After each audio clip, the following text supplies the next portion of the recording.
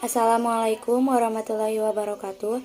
Halo, perkenalkan, nama saya Firsa Fatimah Zahra dari Prodi Manajemen kelas reguler C Universitas Muhammadiyah Bandung. Di video ini saya akan memberikan tanggapan terhadap perilaku masyarakat yang dikategorikan ke dalam kelompok hedonisme, materialisme, dan juga pragmatisme. Langsung saja ke penjelasan yang pertama adalah tentang hedonisme. Dalam kehidupannya, pastinya tiap manusia akan hidup dengan pandangan serta ideologinya masing-masing. Mereka akan selalu berusaha untuk menunjukkan apa yang mereka yakini dengan melalui sikap serta gaya hidupnya yang masing-masing. Mereka akan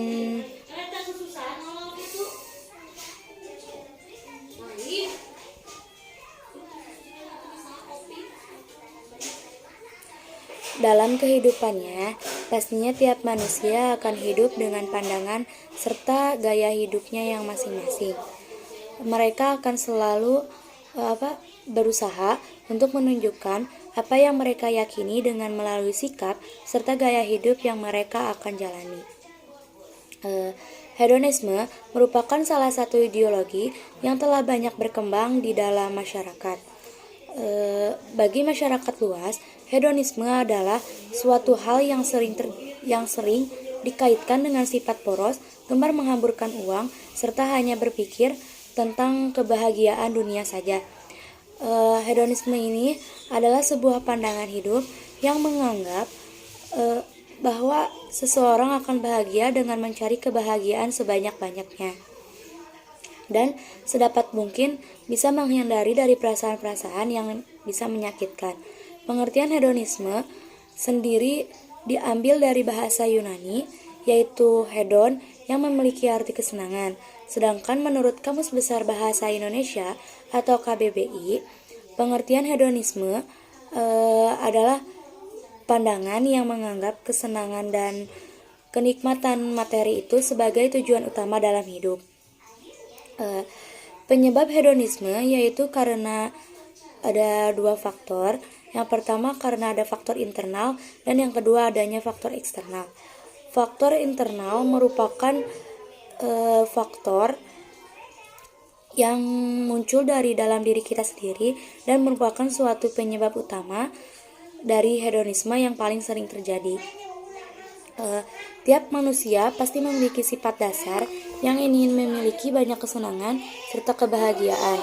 Ditambah lagi dengan sifat lainnya dari manusia, yaitu adanya rasa yang tak pernah puas dengan apa yang sudah kita miliki. Sifat-sifat seperti inilah yang pada akhirnya akan dapat mengantarkan seseorang kepada perilaku serta gaya hidup yang hedon. Penyebab lain seseorang yang memiliki sifat hedonisme berikutnya yaitu berasal dari faktor eksternal atau faktor yang disebabkan dari luar. Faktor eksternal ini dapat memberikan pengaruh berkat adanya informasi serta globalisasi. Apalagi dengan kecanggihan internet, adanya media sosial yang akan membuat kita bisa melihat bagaimana sih kehidupan orang lain, kebiasaan-kebiasaan yang akan mudah didapatkan dari dunia maya ataupun pada lingkungannya, yang bisa dianggap sebagai penyebab orang-orang akan tertarik untuk mengadaptasi gaya hidup hedonisme. Tanggapan saya tentang perilaku hedonisme ini adalah hedonisme itu adalah untuk menghabiskan uang untuk satu hal yang sebenarnya itu gak perlu-perlu banget, dan hedonisme itu menurut saya kurang baik karena kita harus bisa membedakan mana yang sangat dibutuhkan dan yang tidak dibutuhkan. Jika tujuannya hanya karena untuk gaya-gayaan, mending uangnya bisa dipakai dengan yang bisa dipakai untuk membeli yang lebih berguna lagi. Karena banyak di luaran sana untuk membeli barang atau sesuatu itu dirinya itu harus menabung karena dia itu tidak tergantung terhadap orang tuanya ketika ingin memenuhi kebutuhannya dia sendiri. Selanjutnya adalah materialisme. Materialisme adalah paham-paham dalam filsafat yang menyatakan bahwa hal yang dapat dikatakan benar itu adalah materi. Pada dasarnya, semua hal yang terdiri atas materi dan semua fenomena adalah hasil interaksi-interaksi material. Materi adalah satu-satunya substansi. Sebagai teori, materialisme termasuk paham ontologi monistik. Akan tetapi, materialisme berbeda dengan teori ontologis yang didasarkan pada dualisme atau pluralisme.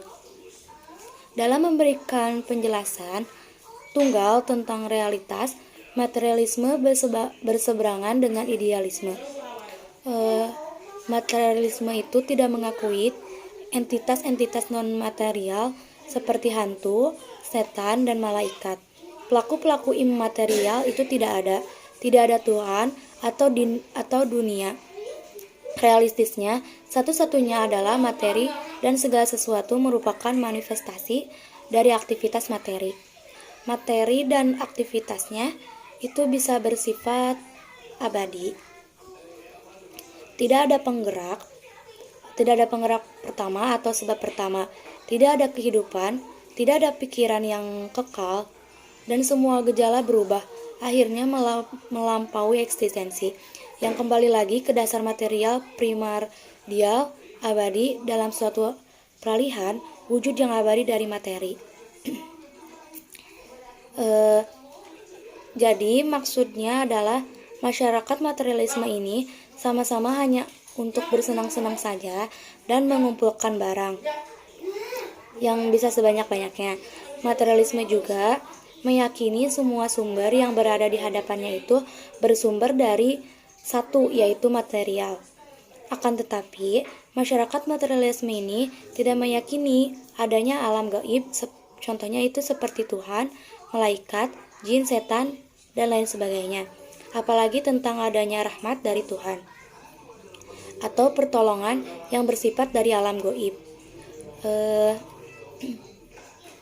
Materialisme ini sangat meyakini bahwa panca indera ini adalah salah satu agar dia bisa mendapatkan ilmu dan menjadikan ilmu itu sesuatu alat untuk menggantikan agama yang ada. Jadi mereka ini sangat meyakini terhadap ilmu-ilmu pengetahuan tanpa meyakini adanya campuran dari agama. Selanjutnya tentang pragmatisme. Pragmatisme adalah aliran pemikiran yang mengajarkan bahwa kebenaran suatu pernyataan bergantung kepada manfaat yang diberikan dari pernyataan tersebut bagi tindakan manusia untuk kehidupannya. Pernyataannya dapat berbentuk ucapan, dalil, atau teori. Pragmatisme muncul sebagai tradisi pemikiran yang berasal dari dunia barat dan berkembang khususnya di daerah Amerika. Kehadirannya sebagai suatu pemikiran yang berusaha menjawab persoalan kehidupan manusia. Pragmatisme menjadi logika terhadap pengamatan sebagai dasar pemikirannya.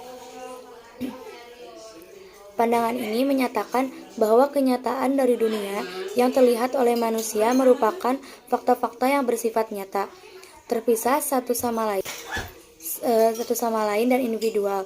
Dunia ditampilkan apa adanya, sehingga perbedaan dapat diterima begitu saja. Perwujudan dari kenyataan selalu bersifat pribadi dan bukan merupakan fakta umum karena hanya muncul dari pikiran manusia. Fungsi pelayanan dan kegunaan menjadi alat pembenaran suatu gagasan. Pragmatisme itu tidak membahas tentang kajian-kajian filsafat mengenai kebenaran, khususnya yang berkaitan dengan metafisika. Pragmatisme merupakan aliran filsafat yang menilai kebenaran dari suatu teori atau kepercayaan berdasarkan tingkat keberhasilan atau berdasarkan manfaatnya dalam penerapan praktis.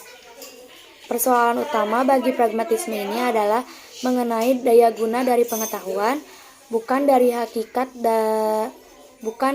hakikat dari pengetahuan. Pandangan ini dilandasi oleh pemikiran bahwa pengetahuan itu merupakan sarana bagi perbuatan.